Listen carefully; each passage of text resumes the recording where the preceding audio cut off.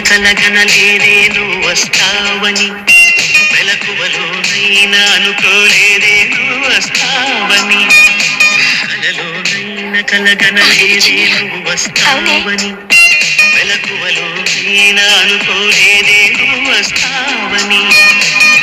ఆ దేవుడు కరుణించి ఈ దేవత కనిపించి ఆనందం కలిగించి నీకోసం నీకోసం నీకోసం కోసం నీకోసం నీకోసం నీకోసం నీకోసం నీకోసం